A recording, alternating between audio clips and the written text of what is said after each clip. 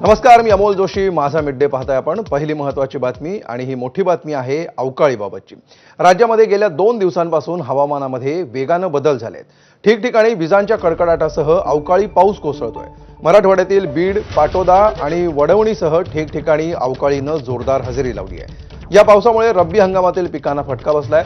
पावसाचा थेट परिणाम पिकांवर होत असल्यामुळे शेतकऱ्यांची चिंता वाढली आहे. विकास माने आपले प्रतिनिधी आपल्या सोबत आहेत. विकास, कुठल्या भागामध्ये सध्या पाऊस झालेला आहे आणि काय अपडेट्स आहेत याबाबतचे? निश्चित अमोल, आपण बघतो की मागील 2 दिवसांपासून मराठवाड्यातल्या बीड जिल्ह्यामध्ये ढगाळ वातावरण जे आहे ते पाहायला मिळालं होतं आणि काल रात्री देखील बऱ्याच बीड जिल्ह्यातल्या भागामध्ये पाऊस झाला होता. त्यानंतर आता मागील तासाभरापासून बीड जिल्ह्यातल्या वडवणी, पाटोदा, गेवराई आणि बीडमध्ये जो पाऊस आहे तो सुरू आहे. पावसाची संततधार जी आहे ती देखील पाहायला मिळते. वादळी वाऱ्यासह हा पाऊस आहे.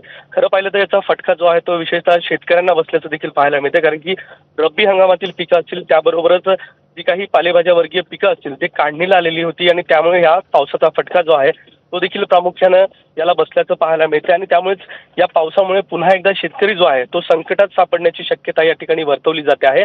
हवामान विभागाने वर्तवलेल्या अंदाजानुसार खरं तर हा पाऊस कोसळत असल्याचं देखील म्हटलं जाते. मात्र या ठिकाणी जे शेतकरी असतील त्यांना देखील जिल्हा प्रशासनाच्या माध्यमातून या ठिकाणी काळजी घेण्याचं आवाहन करण्यात आलेलं आहे. अमोल, धन्यवाद विकास या सविस्तर माहितीबद्दल.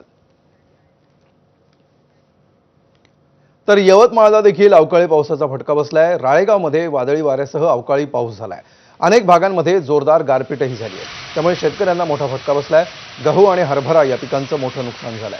कळमनेर, कापसी, रामतीर्थ, वाळधूर, शेळी आणि कोपरी यासह अनेक गावांना या आपत्तीचा मोठा फटका बसला असून शेती पिकांचं प्रचंड नुकसान झालंय.